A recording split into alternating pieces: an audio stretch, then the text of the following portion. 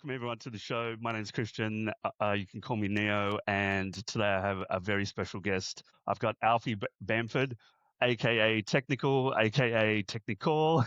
But today Hello. we're gonna talk to him mainly about Technikal, because that's what we like to talk about here. But although we do cover kind of a bit of everything. Welcome to the show, Alfie. How's it going? Thank you very much for having me, sir. How you doing? I'm good. I'm good. Now, I just wanted to start maybe with a bit of a history lesson, to kind of learn where you kind of came from in your musical journey. But just quickly, don't know if you can see it up here. Actually, I'm going to have to go grab it. This is how I first came to come in contact with you. Ah. Somersault. That was my first kind of. Oh, was it really? Yes, back in the day, as a young vinyl junkie, at One Stop probably every week, Yeah. um, and then actually I do quite like that one, but I actually couldn't find my favorite, which was your remix of Chasing Angels. Okay, same label. Same label, Translation. yeah, Yeah, Gaz West's track. that's right. And McBun, wasn't it? I think Yeah, McBun yeah, and Gaz yeah, West. I yeah. really, really struggled with that remix. Funnily enough, that was the second remix I delivered to the label. Phil York used to run Translation, and Yep. he flat out rejected my first remix because I got the parts to the track and I just went completely left field. And it was when all this psytrance stuff was kicking off, and I tried to add loads of that into it. And Phil York was just like, "We want a technical remix. Take all that shit out. Put all the hard trance back in." And yeah, in fact, I found it the other day, the original version. It was bad. I can see why Fair made me enough. do it again. I quite like the finished one So though. how long had you been producing before kind of translation happened? Yeah, so it's funny. You show me that somersault and say, this is where I first discovered you, and Yeah. that to me feels like quite a way into the journey. Okay. Well, I guess Yeah. it was and it wasn't. I started producing music. I don't really know where to kind of classify the start, but I mean, I initially started when I was just dicking around on PlayStation with that game that they had on the PlayStation Music Creation. I started Yeah. looking around. I think that came out in 97 or 98. So I started messing around then and just really, really enjoyed putting the building blocks of a musical track together. I've always been into music, so to have a game where I could see the components and kind of break it down, and it's almost like you're understanding suddenly how this music's put together. I didn't even really appreciate dance music at the time. It was just putting these little colored blocks on the screen and it turned into music, and I found that fascinating. And then that developed into an obsession with music production generally through my whole secondary school years or high school years, Mm.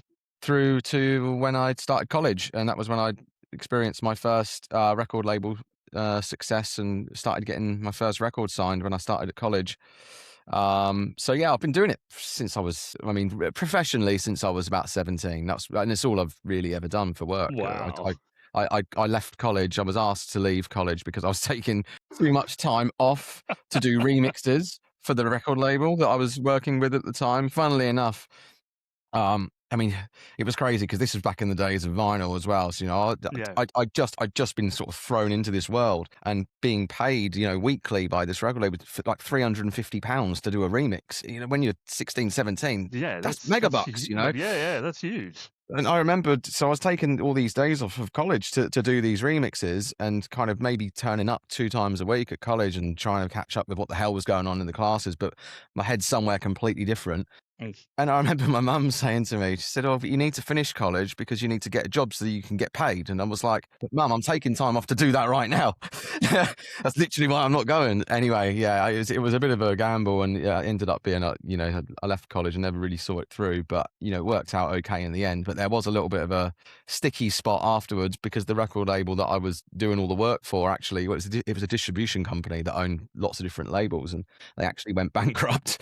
So I was stuck without anyone to work for a good couple of years until I aligned myself with Steve, Hill, and Tidy, and those guys. What were you actually doing at college? That's a good question. Not a lot.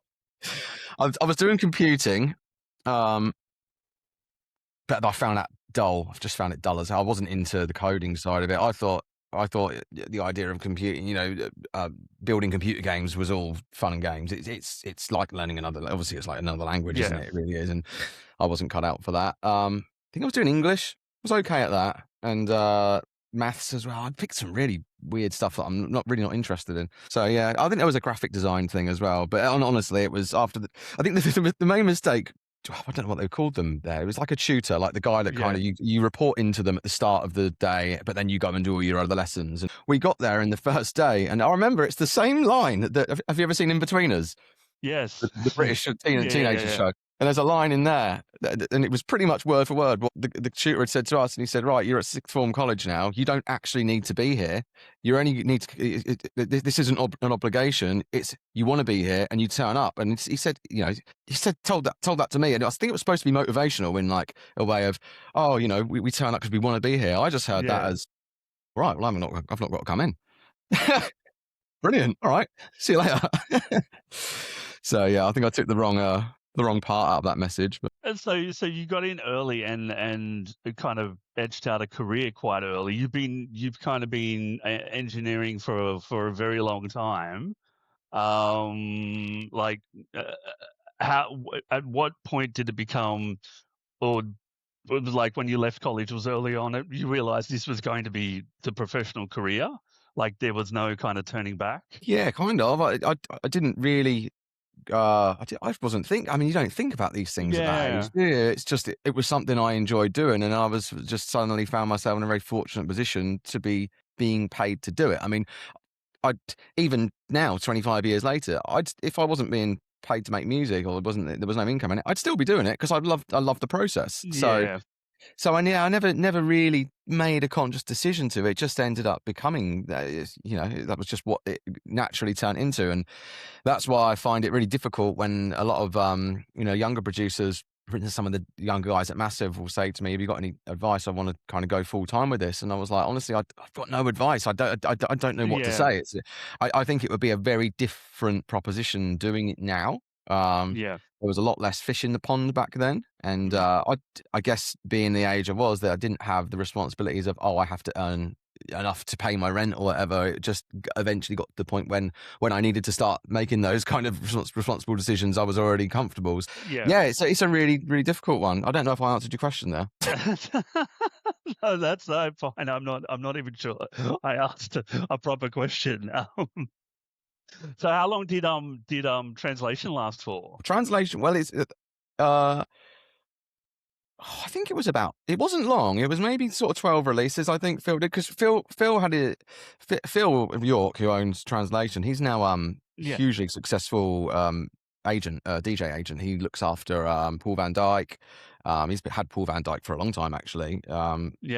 Ben Nicky, he looks after Ben Nicky, which is quite funny because I do a lot of work with Ben, and it's gone full circle now. So it ends up being Phil, who I used to engineer for and work with on the label, is now the manager or agent of Ben, who I'm working with. So it's all kind of, everything's the big melting pot has come together. But I think they went for about 12 releases. Because the first release on Tranzlation was actually one of mine as well. It was a track called Mad and Confused by myself and old friend of mine, Mark French, and there was a Guyver remix, which is still, I think I've played Guyver's remix of that song in every set I've ever played since it's been made.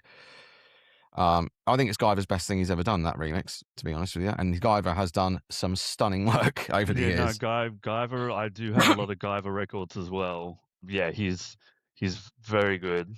It was his sound that pretty much took me away from trance and guided me into the UK hard trance world. It was his sound. It was actually watching his career. He had a very similar kind of trajectory to that I did, but I was maybe a couple of years behind him, and he was a couple of years older than me. Mm-hmm. But he experienced his success here when he was 16 with Tidy Tracks. And I remember just Tidy Tracks was the ultimate goal for me. Tidy 2 when I was 16 was like, I've got to get a track on there. And to see Guyver, he was using the same software that I was.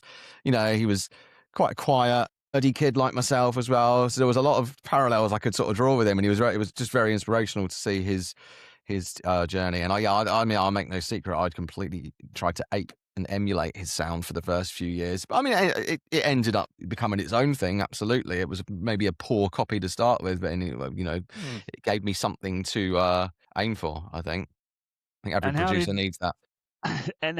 and where did in the timeline? And I'm like, we kind of, I apologize, we've gone kind of all over the place on a kind of a That's my history fault, lesson. probably. It's organic, Christian. And This is organic conversation. yeah. When did the technical thing come about? So this is a whole other side story. That is, no, it's fine. It's good. It's good history. No, it's again, it's quite funny how it kind of worked out. So I'm trying to remember the details exactly as they happened. I've told the story a few times over the years, and I think some of the details have been embellished here and there. But does this intersect with coming into contact with James? No, okay. Kind of, though. It does lead to that eventually, obviously. But so this the label that I was initially working with, that I told you that I was getting all the remixes for when I was a youngster. Yeah. As I said before, they're a distribution company, so they used to distribute vinyl from. I think they must have had about 200 or so in-house labels covering all genres: drum and bass, hard trance, hardcore. But they also would be the manufacturers for other labels, and they were the manufacturers pressing plant for Raver Baby for Hixxy. Mm-hmm. Hixxy, and Hixxy had contacted the guy that I would deal with at Alpha Magic, who he was my guy I'd go to, and he said, "Oh, we're looking to freshen up the roster and Raver Baby, and we're looking for some new artists. Have you got any young potential breakthrough artists on your label that you could potentially put me in contact with that I can, feel out and figure out what they're up to?" And he said, "Oh, we've got a young guy called Alf who does like euphoric, hard, trancey stuff." It was also quite hard housey what I was doing at the time, and sent some of the stuff to Hixxy. And Hixxy had listened to them, and I actually got a phone call from him. Now, you got to remember, I was not in that world at all. My head was so far into the hard house and hard dance world. Mm-hmm. I'd not actually ever I'd heard of Hixxy, but I didn't know anything about what the music was, or I just obviously, you can't not have heard of Hixxy if you're in the dance music world. So obviously I was aware that he was he was a successful DJ, but just knew nothing. And he reached out and said about meeting up and hooking up and showing me some of this stuff. And I think he just wanted to get me interested into the genre, and I wasn't very receptive to it, to be honest. I didn't really like it to start with. I remember he drove down to my mum's and picked me up. Lovely bloke. I mean, he's one of my very close friends now, when mentor in the scene. But at the time, it was pretty crazy. He drove down, picked me up. He only lived about half an hour away, so. He was in Portsmouth. I was in Winchester. So he went down to his. He was telling me lots of stories about the events and the history of hardcore in the car on the way down. Got to his studio. I remember at the time like walking into his studio, and I thought it was the coolest thing I'd ever seen. It was like he had loads of like rack-mounted gear, and but by today's standards, nothing flash. But to me, everything that I'd ever done was inside a small computer. So just to see all the gear, I was like, this is so cool. And I remember we did a remix, just as it was like a trial remix to see how we worked together. And it was of a new Styles and Breeze track called Heartbeats, which I'm sure we're all familiar with now. It's one of their biggest tracks. Have to re-listen to it because I can't remember. You'd know if you heard it. It's one of Styles and Breeze's biggest tracks, and they just finished it at the time. So he was like, "Hey, let's give this remix a crack." But I just wasn't feeling the style. It was too fast. I thought it was a bit too cheesy. I couldn't get into it. It was so far removed from what I was into as well. And I think as well, when you're that age, you're quite tunnel vision a little bit as well. So the relationship kind of didn't go anywhere, kind of fizzled out. But I'd sometimes bump into him at events, and we'd always say hello. Fast forward a couple of years later, and that's when, or maybe even a year or so later, and I met my now wife, Amy. We met in a nightclub in Sydney. Funnily enough, I was over here for one of my very early tours. And do you remember Gas nightclub? I'm sure you do. Yes. We met in there. And funnily, Amy was telling me about, she was a massive fan of Hixxy. I was like, "Oh, I know Hixxy." In fact, one of my chart lines, one of my early chart lines, I've got his phone number. Which obviously works because we've been married now for 13 years. Funnily enough, Amy was hugely into that sound. So it was Amy that got me kind of really into. I mean, I started listening to Ames had hardcore on all the time. I had Happy Hardcore, was Yeah. always listening to it around the. She was working in a pub when she moved over to England, so we were living in upstairs of a pub, and there would always be a bonkers CD on. And I guess through repetition, I just started growing to love it and noticed the parallels with the parts of the music that I love, the euphoric, rushy nature of it. Yeah. I started really embracing the cheese as well. Did a couple of remixes where I sort of then started converting hardcore tracks back into hard trance. I think one of the Yeah. first ones I ever did was "You're My Angel." So I took that did a hard trance version of that, which got signed to Nuclears, got an official release. So that's how I first hooked up and made a relationship with Darren Styles through that release. I actually became his kind of go-to guy for turning hardcore tracks into hard trance tracks, because I then ended up doing Getting Better, Save Me. I've done a version of Drop Zone, which came out on all around the world. So I was quite busy on that front. And eventually it just got to the point where I said to Amy, I want to start having a crack at making some of this stuff again. And because I had this prior relationship with Hixxy, it was, I mean, I've always said I feel like I was kind of got fast tracked into Raver Baby, because I kind of had just picked up the phone and said, "Hey buddy, I want to make some of this stuff now." And he was just like, "Let's go, Alf, let's go." Yeah. So did a few studio sessions with Hixxy to really wrap my head around production and the differences, because there was a lot of fundamental differences. There's a lot of similarities, there's a lot that translated, but there was also, the kick and bass energy is just completely different, the mix completely different. It took me a little while to get my head around that side. The arrangements were all different. But yeah, picked it up fairly quickly, and then my hardcore journey kind of started. I was lucky enough to kind of start somewhere on the map already, because I think Yeah. my first hardcore gig that I did was back to back with Hixxy, kickoff set at HTID. It would have been about 2007, 2008, and the rest is I had the history. opposite thing. Actually, I started out with hardcore. Yes, a I lot went of people to go that way. Yeah. yeah. I started out with hardcore. Pretty much the rave scene was pretty much all hardcore here in Sydney.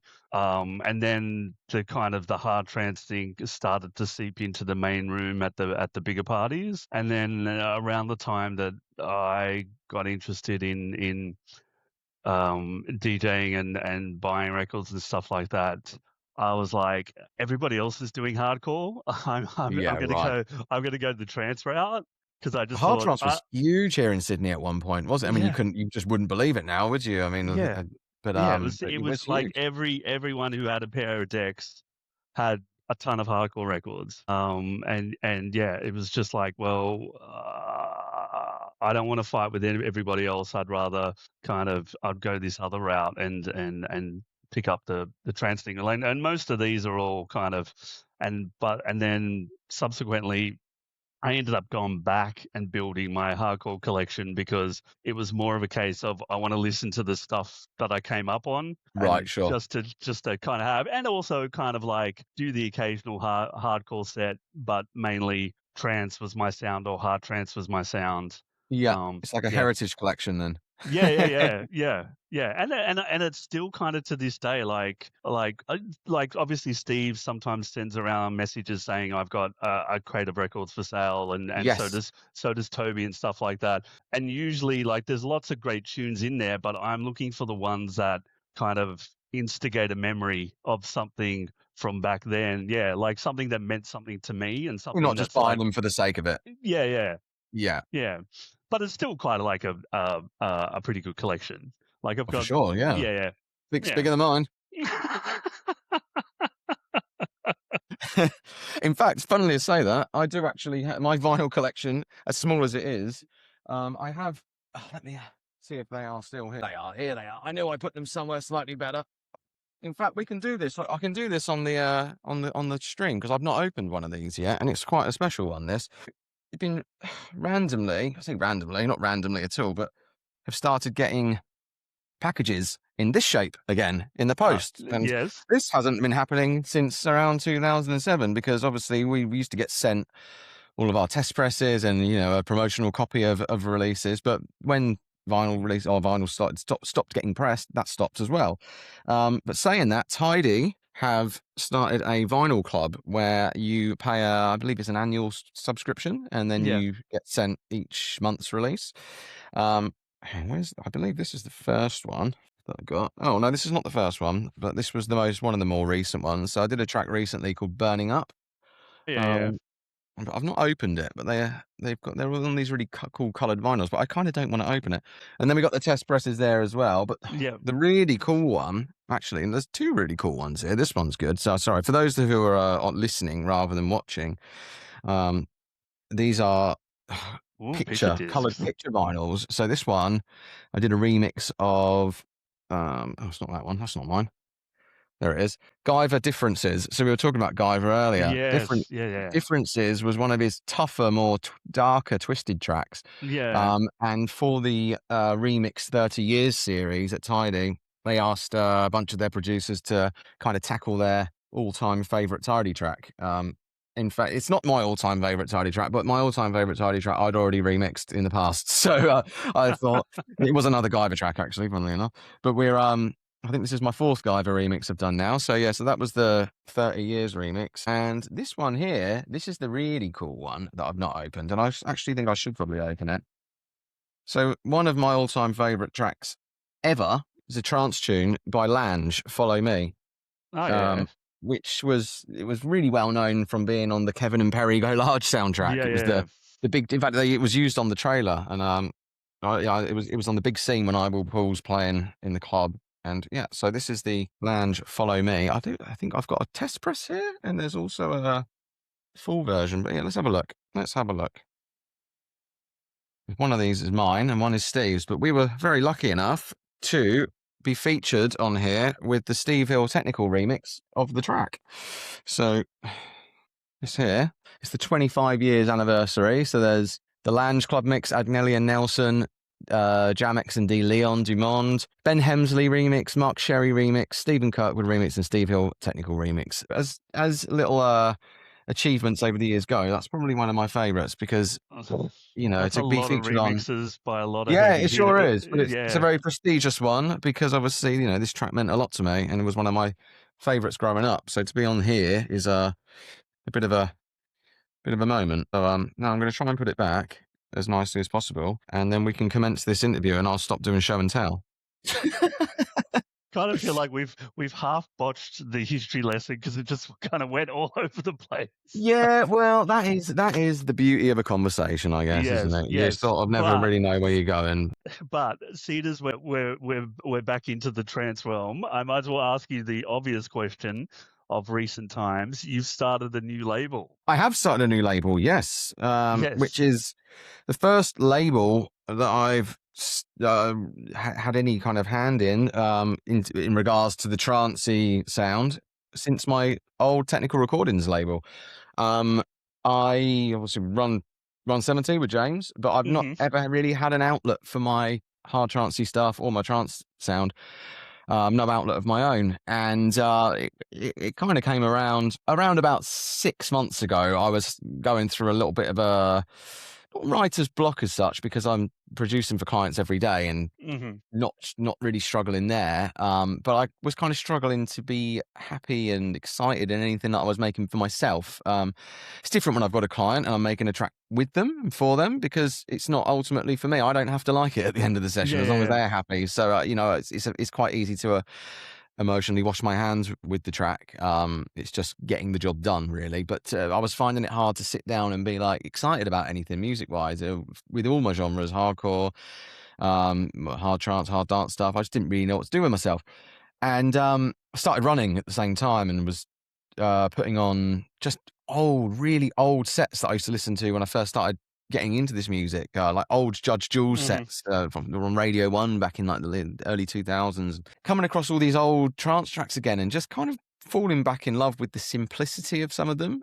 hmm. Also, I was quite amazed at just how different they all sounded to each other. I mean, each artist had a very distinctive sound. You could hear a Ferry Corsten track a mile off. You Yeah, could hear Tiesto track, or who was engineers, sound a mile off. But it was everyone was very distinct within themselves. But you could certainly pick who was making the tracks, but everyone sounded different. yeah, As opposed to, I think the problem that the trance, especially the uplifting trance, has kind of fallen into in the past 15 years, where there almost seems to be a bit of a generic sound that everyone kind of chases, and you don't really know who's made what. You know, anyone could have made anything. Like, that's certainly how I feel about it. Not to literally be too that's critical, because I know that yeah. happens with a lot of genres. No, literally that's so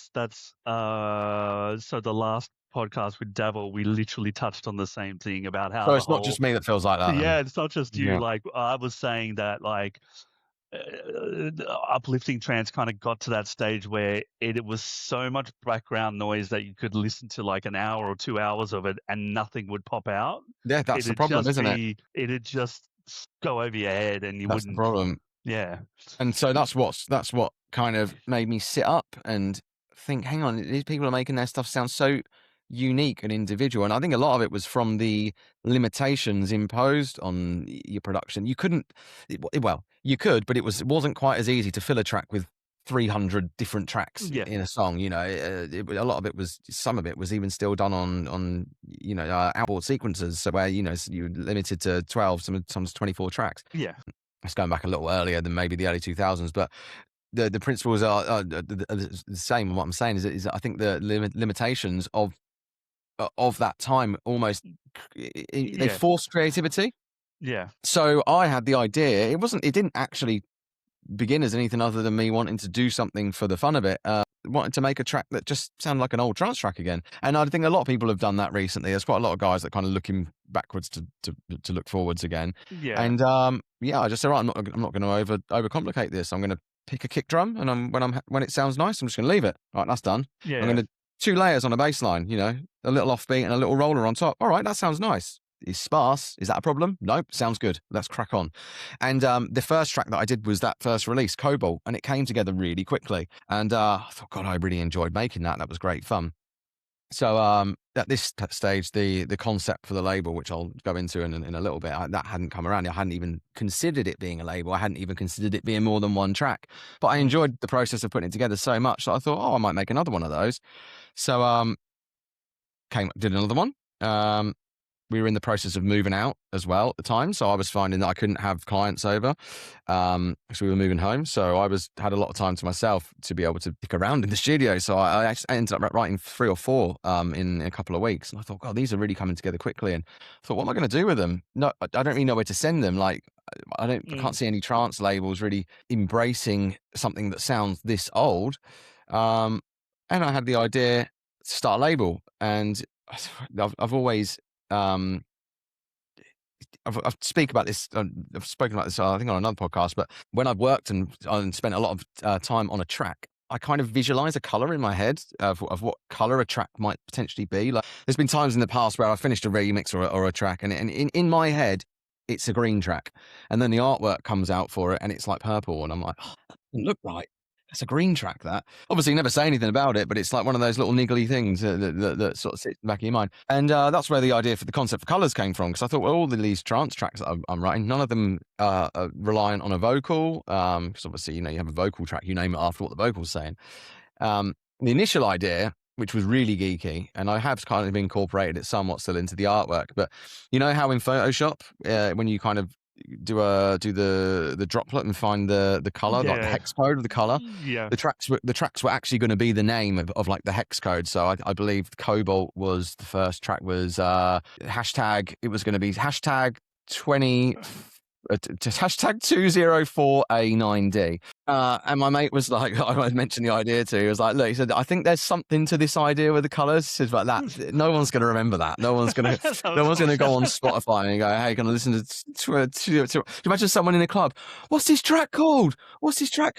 D. What? Fair. Yeah. No, yeah. I can't. It was a little bit easier. So anyway, I found this website that's where you can punch the hex code in to the website, and it comes up with the name of the color, and it tells you like the name. When I punched that one in, it came up now saying that the closest name to the color that I ended up picking, because this was the color that when I looked at the kind of spectrum, I was like, that's the color that this track is. I can't sort of show it on the screen now, can I? But sort of like a navy blue kind of color.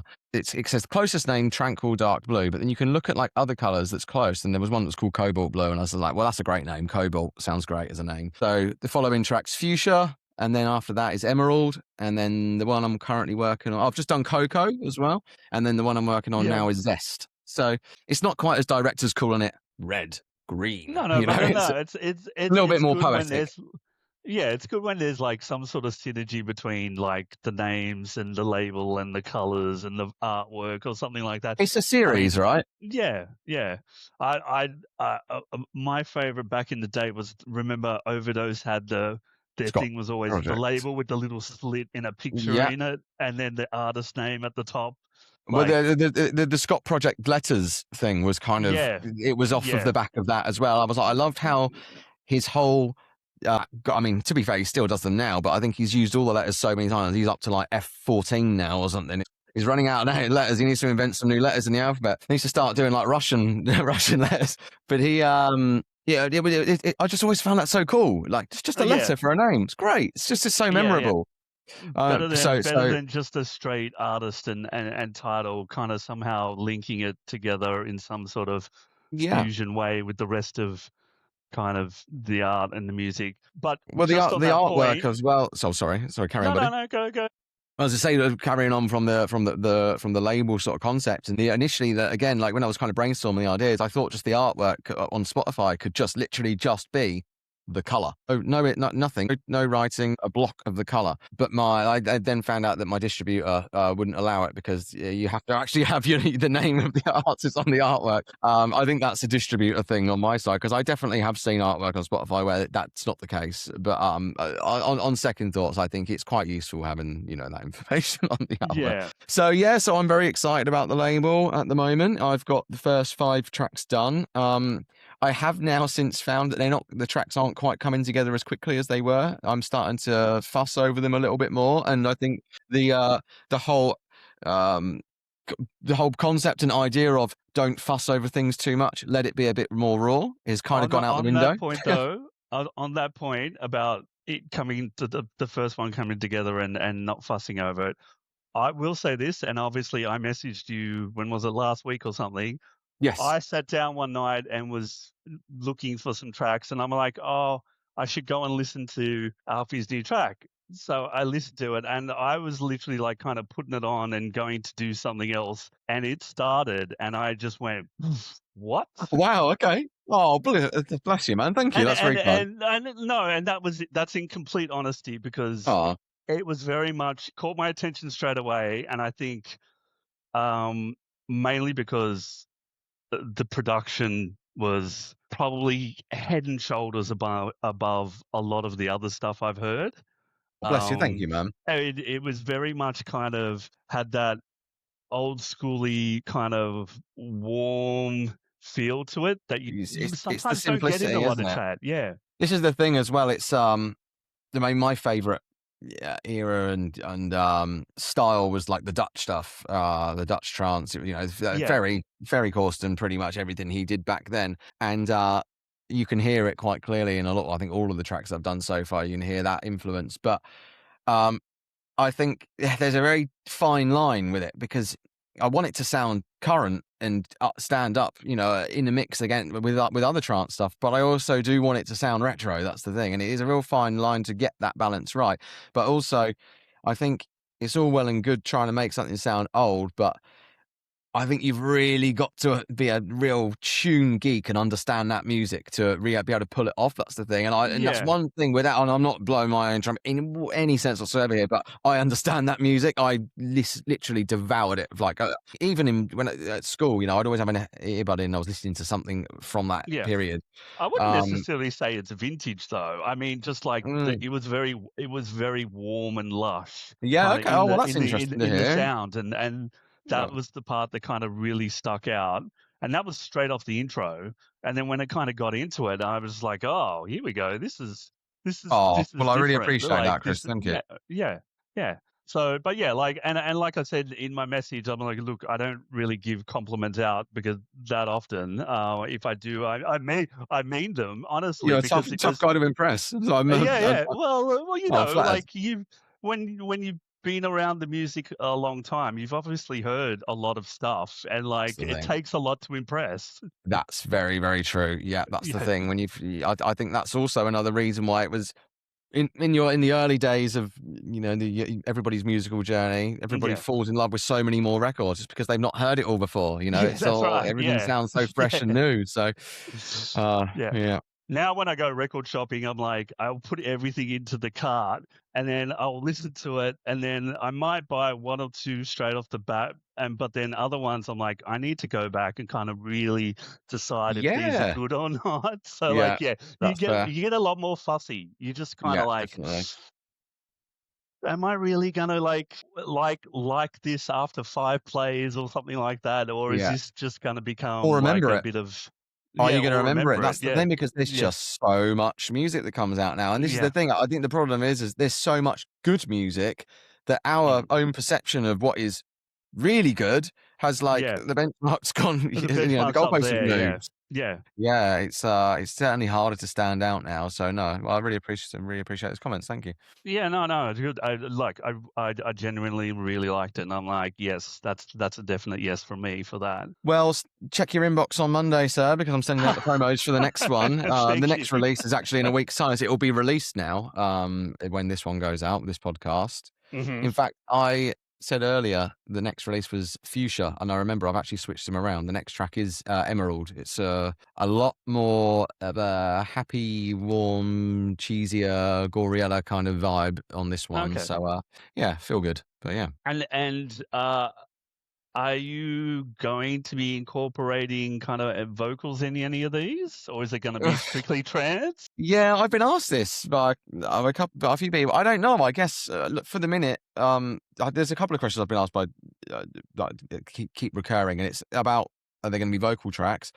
And I've got other artists that want to submit demos for Yeah. the label, and in regards to the vocal tracks, I think at the moment, I think there is so many stories I have to tell with instrumentals. I'm not dry yet. I think maybe when I run out and I need to have Yeah. something else to kind of um, use as a hook on a track potentially, if it feels right. But at the moment, I mean, look, I've spent my entire last 15 years writing happy hardcore, where every track is pretty much hinged around a vocal, not Yeah. always, but 99% of the time. So And time. it's Yeah. just really refreshing to let the music do the talking and allow this absolute centerpiece of a melody to just be the star of the show. It just speeds up the creative process, because I always find that whenever it comes to a point of um unless you're getting vocals written for you by top line writers, and that side's being taken care of. I've always written I like to write my own vocals. I haven't always. I do use top lines occasionally, but I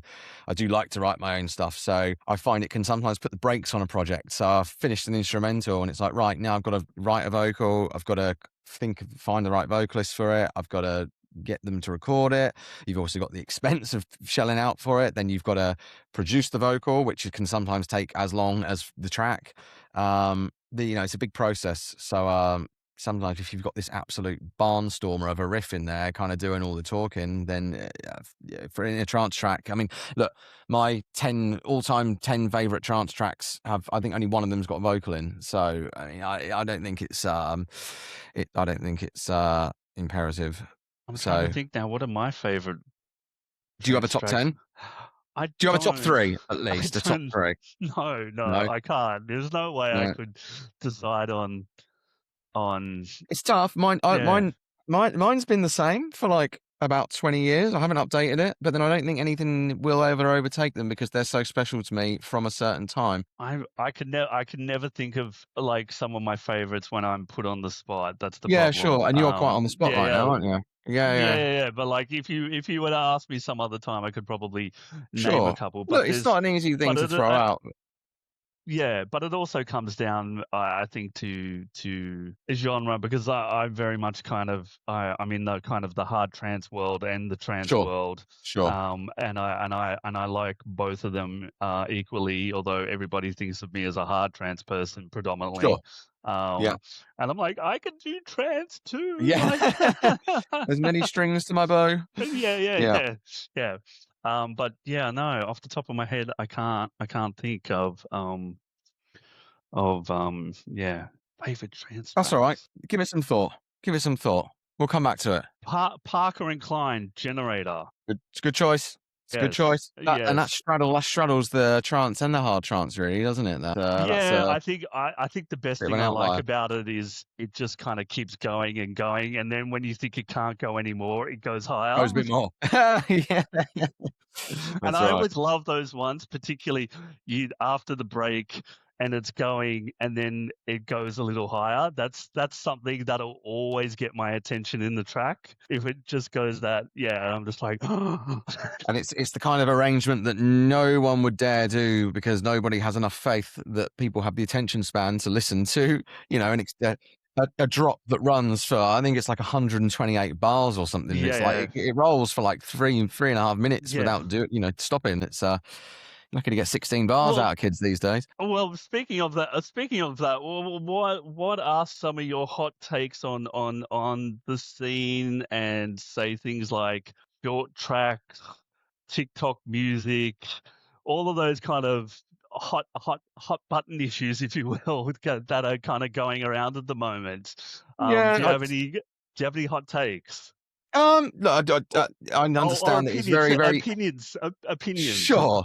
Yeah, look, I'm obviously very conscious of being bald old angry man shouting at clouds, Um, and look, the industry has changed. Like it's morphed maybe 3 or 4 times completely just in the 25 years I've been active in it. I've seen it shift from one stage into another. And the most recent time that we're living in is the ultra disposable, super short attention span, Mhm. TikTok trend music, music that's music that's literally written to be able to be. You could get a video of your DJing it and Yeah. getting the crowd and being able to share that as a reel, and it's kind of centered around that. Look, it is what it is. I just don't do that world. It's not why I got into it. Yeah. I kind of got into this and quite enjoyed the fact that I could be the guy sitting in a dark room, not having to really do too much front camera stuff. Yeah. I remember years ago getting a photo shoot done. I mean, God, I look at my early photo shoots and they're some of the most awkward things I've ever seen. It's like Harry Potter trying to stand there looking cool. It's awkward as hell.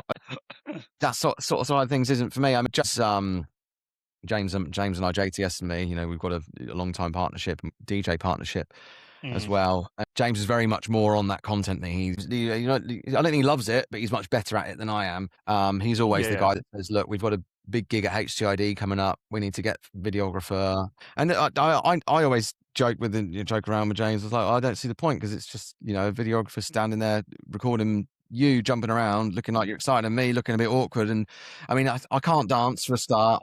I've got one move. Um, it's how many times can you record that? And you got James jumping around, looking all like having the best time of his life, and I'm just there, just like fist pumping. And it's like we've done that, but I've got nothing more to give. So when you're seeing all these, I mean, I see these guys who are hugely successful at what they do. You look at these guys like Restricted, who is just Yeah. inspirational in what he's done with his DJ career in such a short space of time. And I mean, he owns that world. He is that world. Yeah. But he's also he understands every facet of what it is to be a successful music artist in 2026. Yeah. Whereas for me, I have literally become happy with just being the guy in the background that just tinkers around in the studio, and I'll make and produce tracks for some of the bigger artists and my regular clients, and I'm still happy to pump out my own stuff, but I'm just happy doing it at my own pace. I just don't like to force all that stuff, and I just like to write. I want to write the music I want to make, not because I think it'll get a good video, but Yeah. because I think it sounds good as a good track. And whether that gets me left behind, I'm not So for sure. the clients, it's whatever they dictate. If they insist on a 3 minute track or a 5 minute track, that's it. Absolutely. But when it comes to yourself, you're just like, I will do whatever suits me and at its kind of natural kind of old school length, if you will. Yeah, of course. And I Yeah. think sometimes as well, having that freedom, because I can do anything with my own time, Yeah. it becomes almost suffocating because I don't know what to do because I can do anything. When I've got a client sitting next to me saying, right, we're doing hard techno today. I want this to happen here. I Yeah. don't really know the genre as well as they do. So, Yeah. to me, something might seem totally crazy for an arrangement. Really? What, you want to do that there? Okay, Yeah. sure. And I can if that's what they want to do and it works, cool. Yeah. You know, I can obviously make suggestions. What about if we do this? But sometimes, you know, sometimes they'll go, oh, you know what, that does work. But ultimately, it is them walking away from the session being happy. Yeah.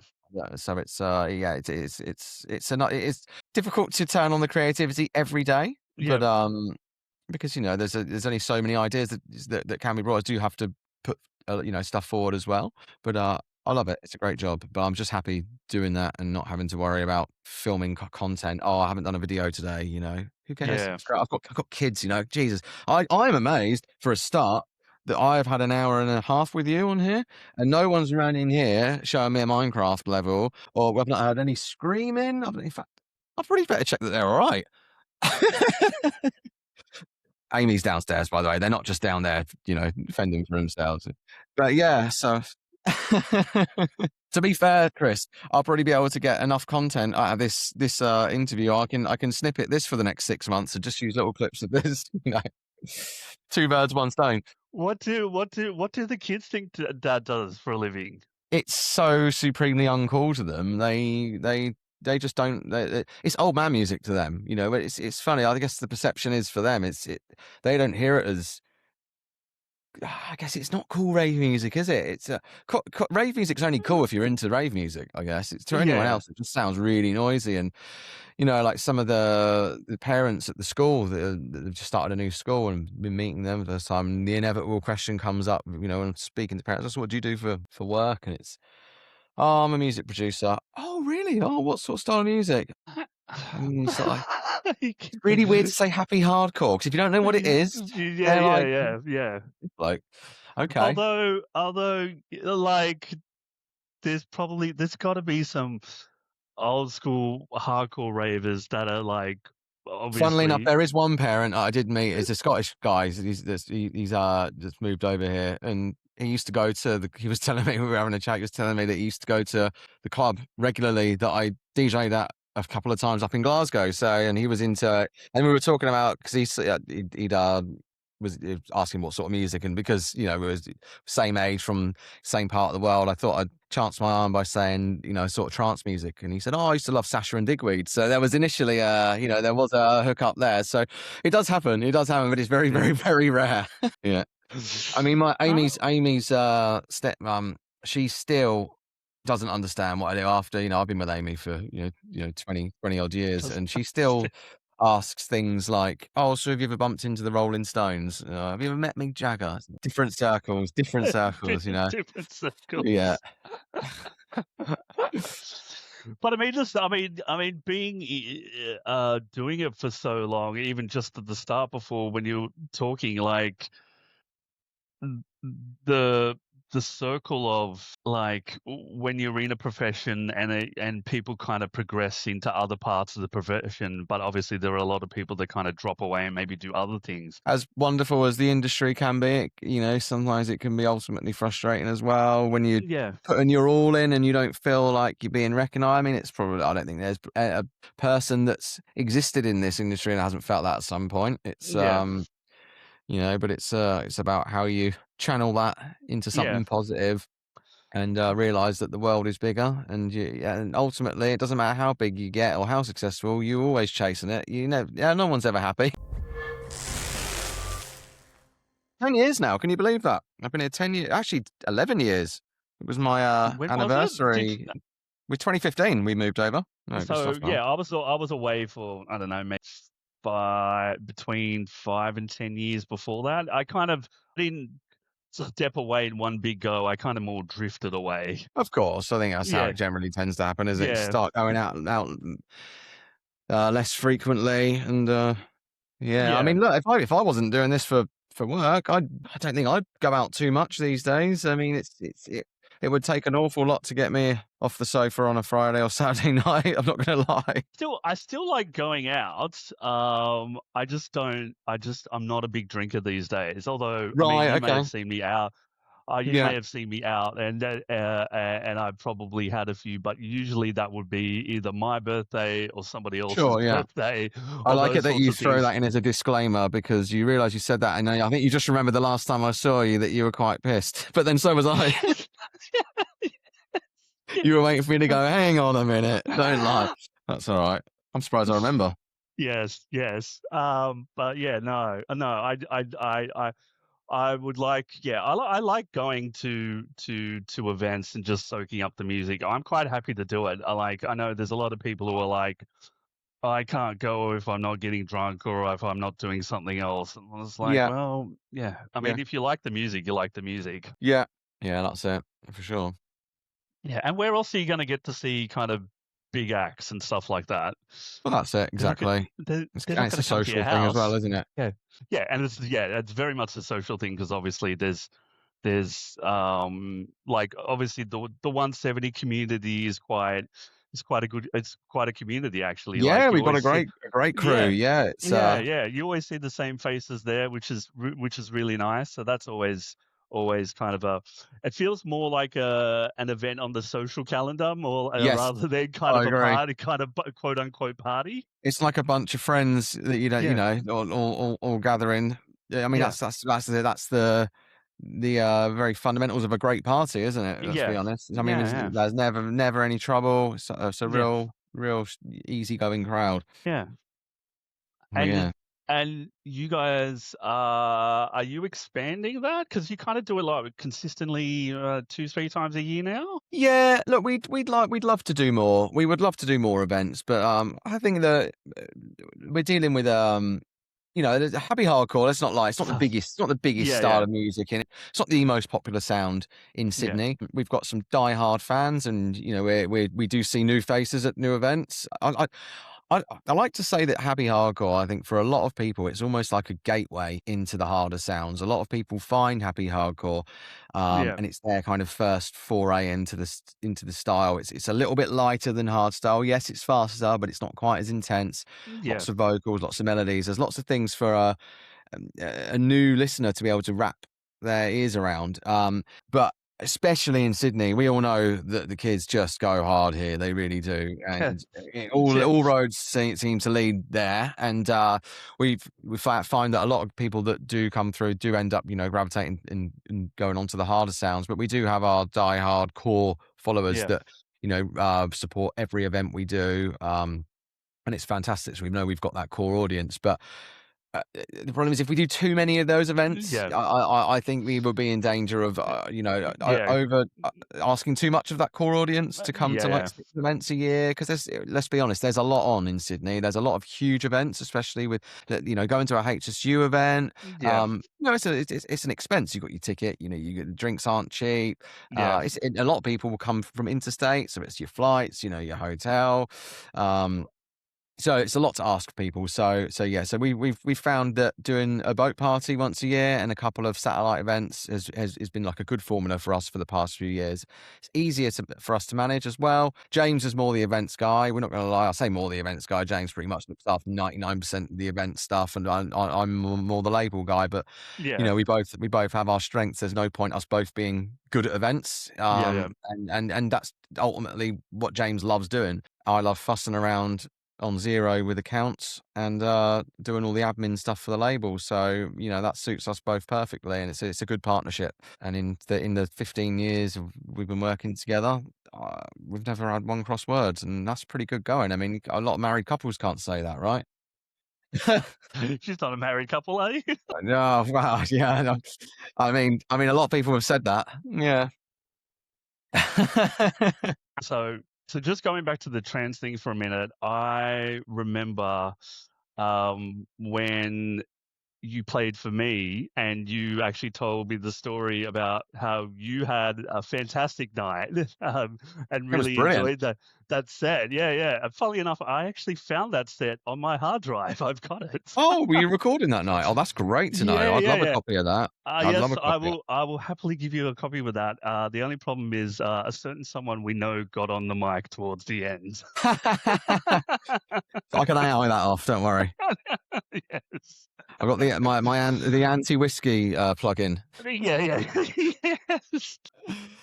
Yeah, that was a great night. That really was. It was Yeah. exceptionally refreshing as well, because I think what you were maybe alluding to me telling you on the night then was it's just so rare to get to play a proper technical set in Sydney. It just doesn't happen. I think I've since being here since 2015, I've Yeah. probably done it. I can count on probably two hands, maybe the amount of times that I've done a technical set. And most of the time as well, they're always classic sets, because a lot of the time when you're playing at these kind of events, they're kind of reunions, they're throwback events, and Yeah. the onus is really to play from the history of classics of tracks that people know. And Yeah. yeah, I'm gonna let you speak because I feel like you're going to ask something that may lead on No, to no, no, something. no. I was just gonna say, like, um, like the classic thing is obviously very much a thing, particularly in trance. And I've said this on a previous podcast that there are trance events in Sydney, but they kind of lean on the whole nostalgia side of things. And I think in future I'd very much like to kind of tread the line to at least kind of, yeah, still have the nostalgia stuff, because a lot of people still want to come out for that, but also kind of pushing more new stuff as well. Recently, I was disappointed to see that kind of Renegade system came out, and they weren't able to get kind of good kind of ticket numbers to be able to Mm. maintain that event here in Sydney. And I was like disappointed, because I was like, there needs to be someone kind of pushing kind of the newer trance sounds. He's such a fantastic artist as well, isn't he? He Yeah, really is. exactly. Yeah, he is. And And it makes you and think, if he can't do it, it's yeah, yeah. So no, so someone needs to kind of be pushing that. I mean, the the thing is, it's obviously going to need to get built by someone. That's and I've always kind of been a believer in, um, if you build it, they will come. But it's going to have to be a perseverance job. absolutely. Yeah, I mean, you might be able to get them in the beginning on the nostalgia stuff, but like I'd like to incorporate kind of more new stuff in there, because yeah, there's not enough being pushed, and that's the problem. And that's why you kind of, unfortunately for yourself, you're not really getting technical sets either, which we'd like to see more of. Well, yeah, I appreciate that, and I'd love to do more. I mean, the yeah, the sad reality is that, as I say, most of the ones I do are classics. So Yeah. I write a lot of new hard trance. In fact, I had someone message me the other day and they said, "Oh, if the opportunity arised, would you consider doing a technical set again for old time's sake?" And I was like, "I've never stopped. I've never stopped making it. It's just Yeah. there aren't events in Sydney to Yeah. so Well, maybe I'm not. maybe that's the problem. People think that like people like yourself are kind of retired from Yeah, it's sad, yeah, isn't it? It's yeah. sad. Well, maybe this is a good opportunity for me to go, aha. Uh, So, yes. so, Tell me the so, things. Steve Hill, my long Yes. time hard trance partner in crime, has been leaving quite a lot of cryptic clues on Facebook the last few months. In regards to his HTML brand, Hard Trance is My Life. Now, HTML was a kind of, I believe it was an event that he used to, was it like I think he used to do it, it was an offshoot of Impulse or something. Was it like a night at Impulse he used to do? But it was certainly a brand from his vaults it's Mm. always been a very strong brand. We actually did a track called HTML, Hard Trance is My Life. Oh, a long time ago. I never know if it was 10 years ago or 15 or 20 years. It's really hard. I've been here 10 years and it was a long time before I moved here. So it could have been about 15. Um, but the brand has always been um, on people's lips. I think it's a really good, strong brand. HTML, it's great. Everyone knows, the acronym for, from the internet. And Yeah. obviously, Hard Trance My Life. It's just a great saying, great slogan. And Steve and I have never stopped producing this sound. We have a body of brand new work to play and nowhere to play it. And at one of the recent 170s, we had a second room where we kind of did a anything goes second room, multi-genre. We wanted to kind of open up and make the event just a little bit broader because we didn't really know what to do with the second room at first. We're like, well, do we do classics, happy hardcore? Oh, but then it kind of means that people might not play some classics in the main room. We like to have, we don't want to tell people what to play. So we've made it into more of a multi-genre room. And I did a technical set in there early on, Mhm. and Steve later on in the night did a hard trance set as well. And we noticed that the energy and the vibe in there and the crowd was just bouncing on those sets. And Mm. we were quite surprised because we were like assuming it was going to be empty, and the happy hardcore room was going to, the main room was going to be, just completely full all night. And it was just, the energy was great and just had some great feedback. And Steve and I started sort of brainstorming, and Steve said, if we just, do this right and just keep expectations low, we can just aim this for, a small sort of close knit 150 capacity party Yeah. and start there, and just me and him DJing, and we just play all our new stuff because we've Yeah. got nowhere else to play it. And so that's the idea for HTML. And we have we're very close to locking in the date. I won't say it just yet because it might change, but we are very, very, very close. But it's going to be at some point in the first half of this year, and we're going to be doing Sydney first, but we are also going to be going interstate with it. So Nice. the plans are that as you said, build it and they will hopefully come. Come. Yeah, yeah, But yeah. yeah, I mean, we got our work cut out. We know that hard trance and the anything that's not relentless hard style or Yeah.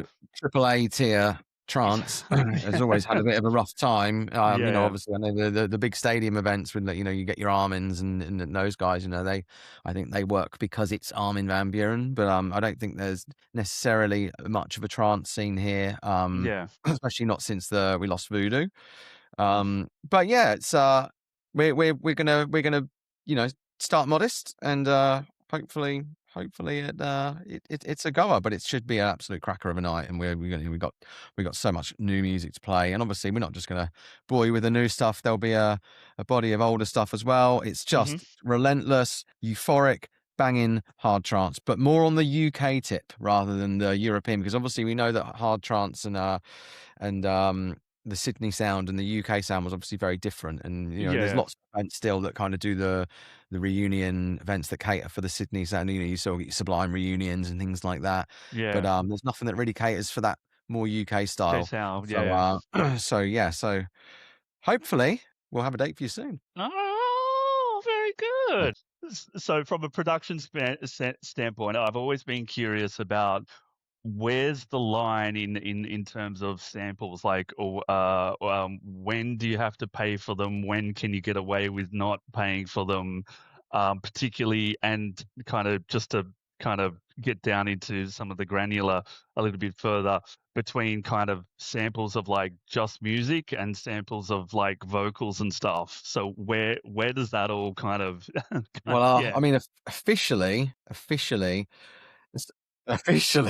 and I'll say that with for no other reasons coming back. Officially, a sample is when you take something straight from another record and plonk it into yours in any sense whatsoever. So whether that's taking a passage of a vocal and putting it in your track, it becomes a problem if you then want to release it. Now, Hmm. officially. Officially. Unofficially, it becomes a problem if you release it and someone that shouldn't know about it finds out about it. That's the thing. And also, it comes down to how well disguised this sample is as well. Hmm. I mean, sometimes you would never even know. Someone may take a vocal snippet, like a little hit, and play it on a sampler and make it, and you would Yeah. never know that it's from there. Except you may get one eagle-eyed train spotter listening to it and go, "Hang on a minute, I know that." I think ultimately, if you've sampled something and you were Hmm. going to release it on like a major record label or something, they would go through the avenues to clear these things. Hmm. But I mean, there's such a wealth of samples, royalty-free samples now that we have access to as producers. Services such as Splice, which, Hmm. for those that don't know, it's kind of like, I guess I'd describe it as like the Netflix of samples. So you pay your monthly subscription and you get Hmm. access to more samples than you'd ever know what to do with. And the great thing is they're all categorized with metadata. So if I'm looking for a brass horn stab, I can type brass horn stab in the key of F, and it will give me a whole bunch of different ones. And you'll go through about 50 of them that are crap, and then you'll find one that's really good, and then you'll put it in your track, and then you'll hear it next week in about 5 others because everybody else has used the same one. That's Yeah. generally how it goes these days.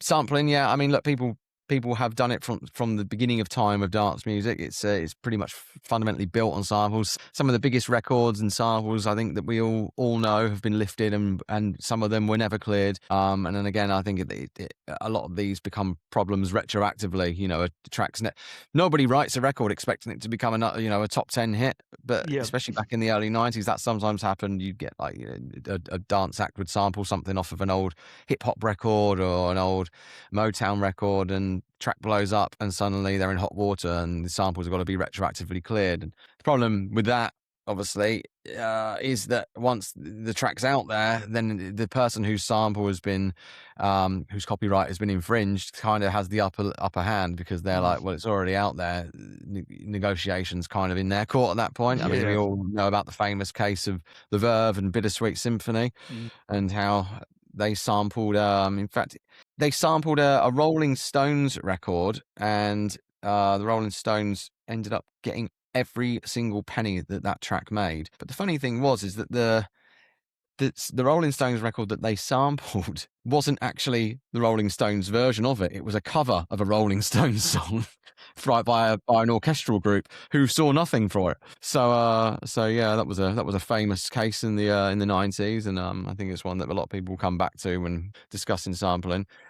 What about There's reinterpreting samples or sure. how does that work? Like you can get away with that? Again, officially. So say for instance you love a track and you want to use the vocal from it and reinterpret the vocal in a different way. If you were to get the vocal re-performed and re-sung by essentially your or even in terms of a guitar lick from a track, and you get it replayed, it gets classed as a cover version. Or sometimes if you've changed the track enough, it gets classed as a derivative work. It does then still require approval. It's usually done through your publisher would go and try and get official clearance from the original rights holder. But 9 times out of 10, people will just put covers out, and if they need to be taken down, they get if it becomes a problem, they get taken down.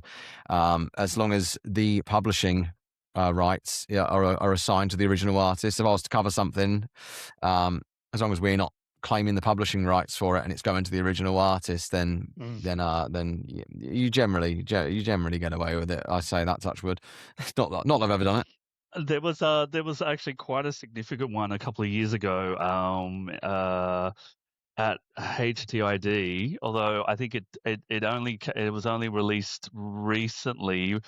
Hixxy did that track that kind of covered "Losing My Religion." Oh yes, yeah. That's right. Yeah. It was originally it was just a bootleg of the REM, isn't it? Yeah, it was a bootleg originally, but yeah, I think he's had it covered for the official release. Yeah. Okay. Yeah. And so in that instance, he would get a license for the cover, or clear it for the cover. I mean, that's I wouldn't be able to say for his part how he's done it, but yeah, that's how what you would ordinarily do. Yeah, that's the rule book way of going about it. Yes. Okay. Play it that way, the official way.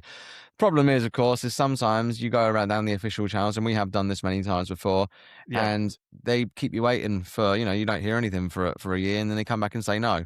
So it's like, well, and then they know about it. So then you can't do it on the sly anyway. But equally, myself and Weaver, we did a cover of "Died in Your Arms Tonight," and released it on Electric Fox. And Electric Fox, when they signed or what expressed interest in signing it, said, "Look, we'll need to get this officially approved by Sony, because it's Sony that owned the original rights for "Died in Your Arms Tonight." And I initiated it with my publisher to get it looked into. And Rob and I were waiting 8 months, and we didn't hear anything. And I think we just basically consigned ourselves to the fact that it wasn't going to happen, and we just sort of given up all hope on the track coming out. And then it came through last minute, like literally just as we'd given up, pretty much the week after, got an email from the publisher saying it's been approved, but they just need you to change the name. It wasn't allowed to be called "Died in Your Arms Tonight." It had to be given a slightly different name. So we spelt it, titled it DIYA. Brackets "Died in Your Arms Tonight." So it had to be just so it can be differentiated from the original, essentially. So okay. So yeah, but it's a minefield. It's a real Yeah. minefield. So sometimes you get weird conditions. We'll say yes, but this you Yeah, need to do this or you need to do very that. much so. Yeah. Yeah, we had a remix that Mike Reverie, one of our artists on 170, had done with a couple of other producers from his area, and it was an absolutely fantastic remix of "Reflect," "Need to Feel Loved." Big job, big old trance track. Yeah, we tried to do that all officially, and we just got flat out rejected. But no, just absolutely no chance. So we were like, we had to pull the release, unfortunately, and it was such a huge remix. I think Mike ended up giving it away as a free download in the end, and then he ended up getting that pulled down. I think they gave him a strike on his SoundCloud because of it. Jesus. So yeah, so some people are a little bit more fussy than others about things Others. like this. I mean, look, I've had some of my tracks, people have done covers before, and it doesn't happen very often because, you know, in my industry, it doesn't happen that someone wants to cover a trance track, but it has happened before. And, you know, Yeah. for all the ones I've done over the years, I'm nothing but flattered. Yeah. It's lovely, but I know obviously it's a different game when it's higher end of the the business. Yeah. And I Hmm. guess as well, it's much like, I think Nintendo get a lot of problems for this with their copyright, with their IP, and how heavy-handed they are with their fans who so for instance, you might get someone who's an exceptional fan of Mario, and they'll painstakingly recreate a Mario level and put it on YouTube, Yeah. and Nintendo will take it down because of breach of their intellectual property, and it gets a lot of the fans upset because they say, oh, you know, we're just huge fans of your work, you know, why can't you let these fan creations, you know, just, Yeah. I they're think not harming anyone. And I Star think Wars Star Wars and Star Star Wars is Trek very was similar as well. And yeah. I think for them guys, it's more the case of, well, if we let you do it, Yeah. then where's the line? Then why our competitor can do it? Like, why is it okay for a competitor? I think that they just pretty much have a blanket approach, and I think that's maybe what some of these higher ends of the music Yeah. industry guys, like your Uh, Sonys and everything, are like. I'm a bit of a geek, and I'm a fan of kind of Star Wars and Star Trek, and I think Star Trek ended up putting in like fan rules where you can do stuff, but Okay. these are the rules. Yeah. Yeah, Okay. yeah. So yeah, because obviously it's kind of it ends up hurting them to just like end up to say no to everything, Well, of and course. people Yeah. getting the fan base getting upset. So I they can ended up understand paying, both and I sides. I think can say it. yeah. I think Star Wars has got something similar as well. Yeah. Yeah. Yeah. I love Yeah. that. I mean, they got Disney behind them now, haven't they? I Yeah. think Disney's. Yeah. I think whenever you get a monopoly juggernaut like that, I Oh, think yeah, everyone, they're all evil at the end, aren't they? yeah. And Everyone's on the isn't dark side. I think I mean in the music business, isn't everyone kind of under three major labels nowadays, or is it Pretty much, four? yeah. I Yeah. mean, when it comes to the major players, yeah, yeah, Yeah. that's Yeah. So it's what is it? very true. Sony, Universal, and So Warner? Yeah, BMG as well, I think. BMG. Yeah, Yeah. but Warner Chappelle, yeah, I think but it's yeah, it's amazing how much of the music world they own. It's Yeah. crazy.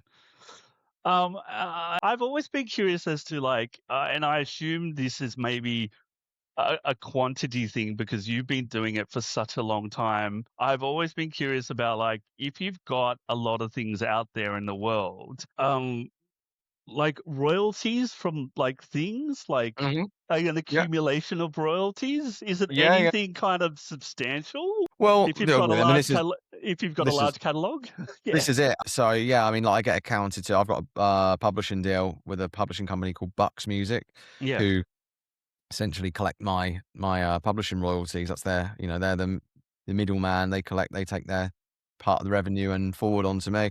yeah, And basically anything that I've written that's original, so covers won't work, or yeah, no remixes won't count. But anything that I'm down as a writer of, I'm due publishing royalties on. And I mean, look, my discography goes back 25 years. I think in fact I got sent. Let me have a look now. I got sent my statement from them. My most recent 6-month statement came through the other day, funnily enough. And I did have a little chuckle when I saw the PDF file on here. So it's the royalties.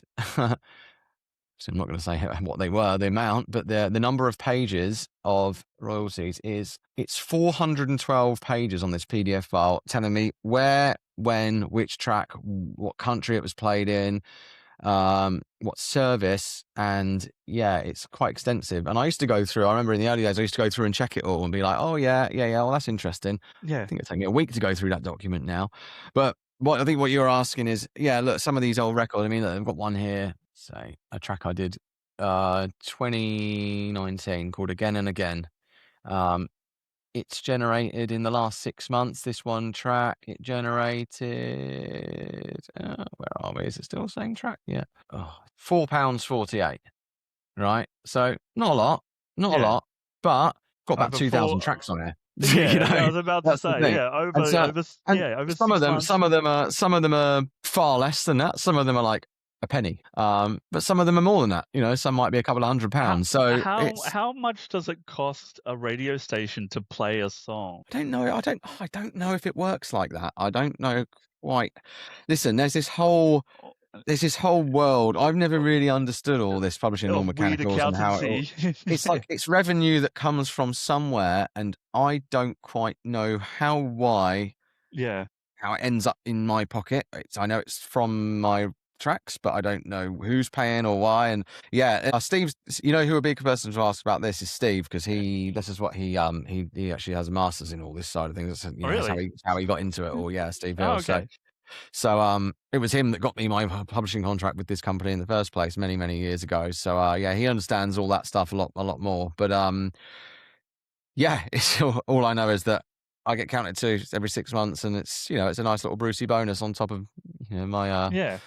my day job. I'd always just been curious about it because obviously I mean, your average band probably they start out in their 20s and a lot of the time they might disappear by the time they're 30s unless they become like Yeah, a legacy band. yeah, But and then depending they've on got to who they split a lot of are, theirs 4, yeah. sometimes 5 ways as well. Yeah, but I mean, if they, I mean, like obviously in the older day, like in the past, music was making a lot more money. Particularly if you're a legacy band, like you're still making money these days because your tracks were popular and they're probably still getting played on Yeah, radio stations all around the world. yeah. And I just kind of been curious about like, how does that work? Like, how much money are these people making? I Are don't think they, it's megabucks. It's not yeah, megabucks. I think I mean, it's quite a common consensus, isn't it, that Spotify are pretty stingy when it comes to paying the artists on their yeah, platform.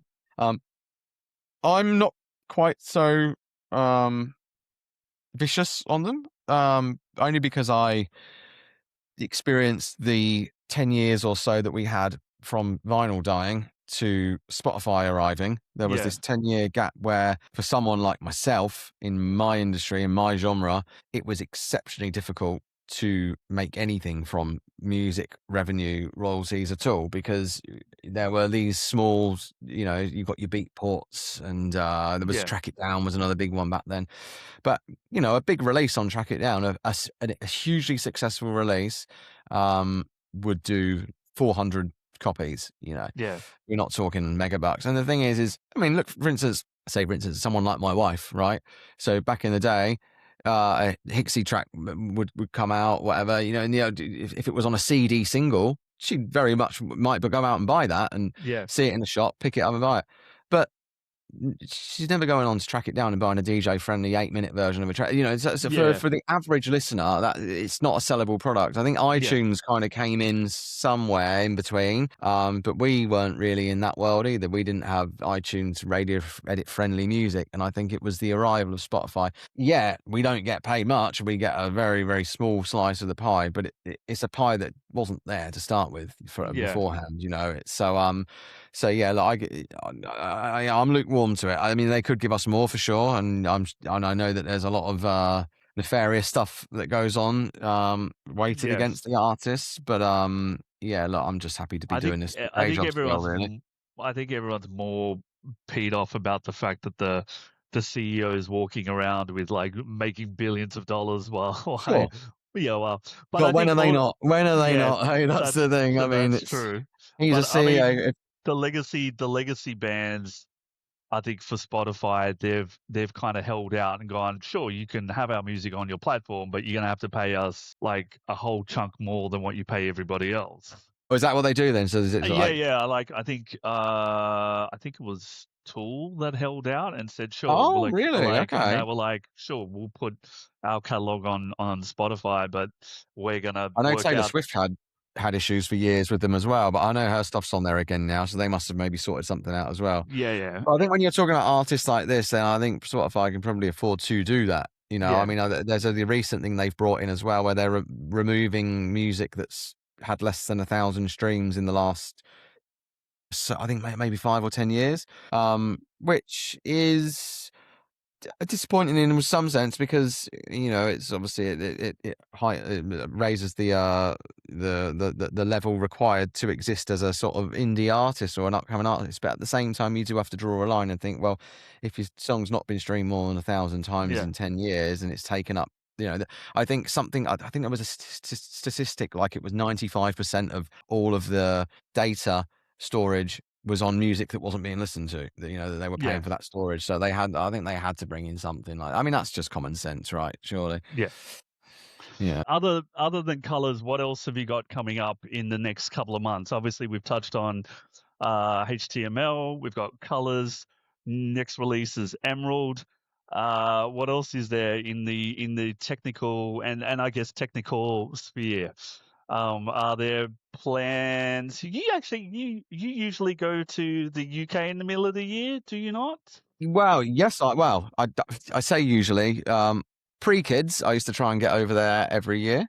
Um, it is slightly more difficult now. Obviously, Hmm. the logistics have changed somewhat. The plan was we were all going to go as a family this year. Um, but I mean, it's astonishingly expensive to take 4 of you across to the UK, and obviously, Amy has, work commitments as well, and the kids are at school. So, Amy and I made the decision that maybe I should go over, because I've not been over for 4 years. This will be my first time over in 4 years, or maybe 3 years, I actually. was about to say, didn't you go last year, the Uh, year before for a gig? oh, I think it was 3 years ago now. It was 2023 that I went. So I've not been back for a while. So Amy and I had the discussion, and she said, "Well, maybe you should think about going over this summer, you know, just to do a couple of gigs and just go and see your family." Because I'm not seeing my dad for 3 years.